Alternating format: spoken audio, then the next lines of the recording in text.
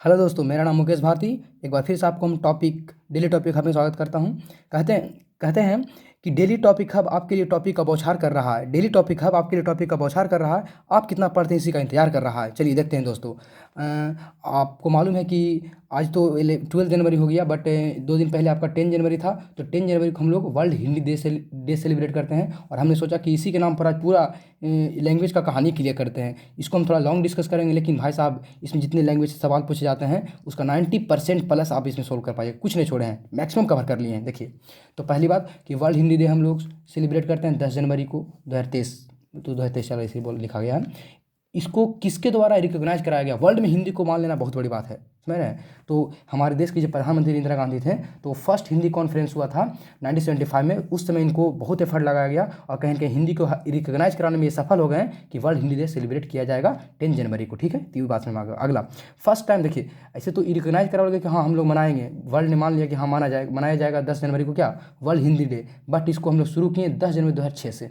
तो कोई चीज़ होता है ना कि मतलब कि जैसे कि किसी का घर बनाना है तो पहले दीवार बना लिया, बाद में उसका छत ढलवाई, ये कर लिया, और बाद क्या कीजिएगा, गृह प्रवेश करवा लेता है और फिर रहना शुरू। ऐसा थोड़ी है कि तुरंत सब चीज़ हो जाता है। तो उसी प्रकार से 1975 में क्या किया गया, रिकॉग्नाइज करवा लिया कि हाँ वर्ल्ड हिंदी में मनाया जाएगा। लेकिन 10 जनवरी 2006 से हम लोग मनाना शुरू किए, और इस आज चलते आ रहा है।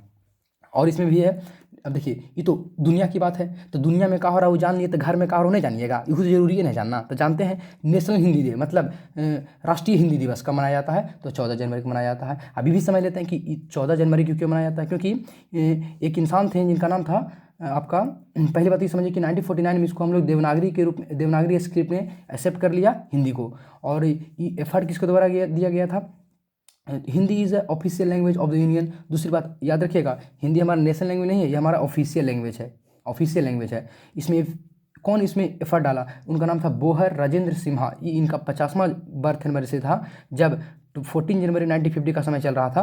तो ये चाह रहे थे कि जो हिंदी है वो नेशनल लैंग्वेज बन जाए, लेकिन बहुत कोशिश किए, लेकिन इनका कोशिश सफल नहीं हो पाया। लेकिन इनके कोशिश के बावजूद ही आज 14 जनवरी को हम लोग क्या मनाते हैं, नेशनल हिंदी मनाते थे। इनका मानना ये था कि क्या बन जाए, राष्ट्रीय हिंदी, मतलब सॉरी, ये राष्ट्रीय लैंग्वेज बन जाए, लेकिन ऐसा नहीं हो पाया, कि ये ऑफिशियल लैंग्वेज रह गया। समझ रहे हैं हम क्या बोलना चाह रहे हैं। दूसरी बात, ये आर्टिकल 343 में लिखा गया है। जब हम लोग पोलिटी डिस्कस करेंगे तो वहाँ से सब सारी बात को हम डिस्कस करेंगे। फिर तो ये उम्मीद करते हैं ये आपको स्लाइड क्लियर हो गया होगा, जो भी आपके मोबाइल पर नजर आ रहा है। अब कुछ और भी फैक्ट है लैंग्वेज से रिलेटेड।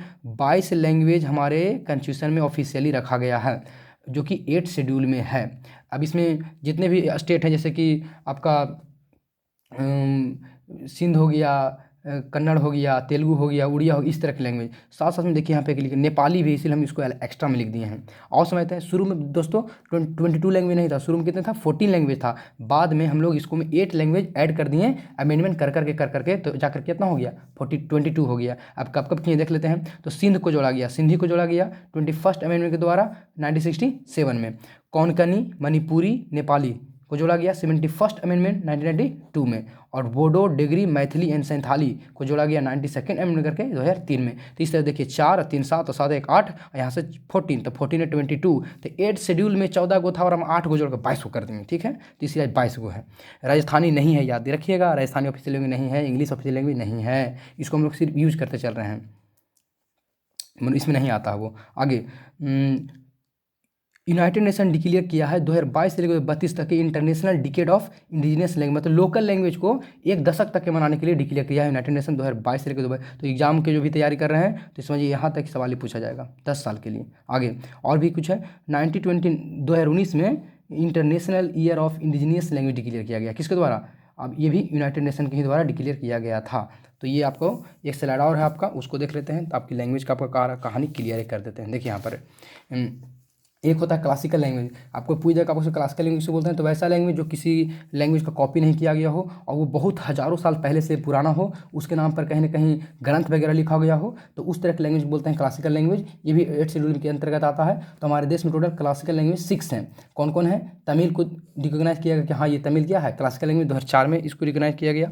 संस्कृत को 2005 में, कन्नड़ को 2008 में, तेलुगु को भी 2008 में, और मलयालम को 2013 में। अब भाई साहब उड़ीसा, सोचा कि अरे सबके मिल रहा है, हम बेरो काहे नहीं मिल रहा है। तो अपन ऑफिशियल से पूछा कि क्या बात है भाई साहब, तो बोला कि इसलिए ऐसा ऐसा बात है कि ऐसा ऐसा कंडीशन को फॉलो कीजिएगा अगर, तो हाँ उड़िया को भी मिल सकता है। तो देखा ही खंगार करके कह रहे हमरो नाम पर गारंट है, हमू के कॉपी पेस्ट नहीं मारे हैं, तो हमको काहे नहीं मिलेगा। तो ये हंगामा कर दिया उड़ीसा। तो फिर लगा कि नहीं बात ये सही बोल रहा है, तो जितना इसका कंडीशन उसको फॉलो किया, इसलिए 2014 में ये लास्ट है, अंतिम मतलब कि अभी नया है, इसको मिला है 2014 में कि भी ये क्या है, क्लासिकल लैंग्वेज है। तो उम्मीद करते हैं आपको समझ में आ गया। अगला एक होता है इंटरनेशनल मदर लैंग्वेज डे।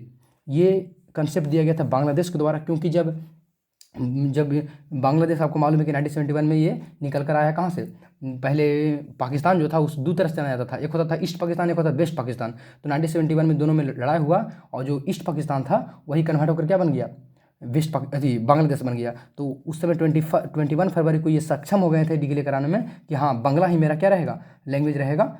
किससे, जो ईस्ट पाकिस्तान था वो ये सहमत अथी कर लिया। तो इसीलिए 21 फरवरी को इन्होंने ऐसा कंडीशन क्रिएट किया कि हम लोग क्या मनाएंगे, international language mother language day मनाएंगे। तो 1999 में यूनेस्को जनरल कॉन्फ्रेंस में ये बात मान लिया गया कि हाँ बांग्लादेश जो कह रहा है वो बात सही है।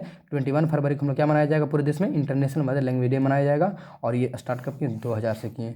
तो ये था लैंग्वेज को लेकर के, उम्मीद करते हैं आपको मज़ा आ गया होगा। तो इसको अब देखिएगा, तब तक ये जय हिंद।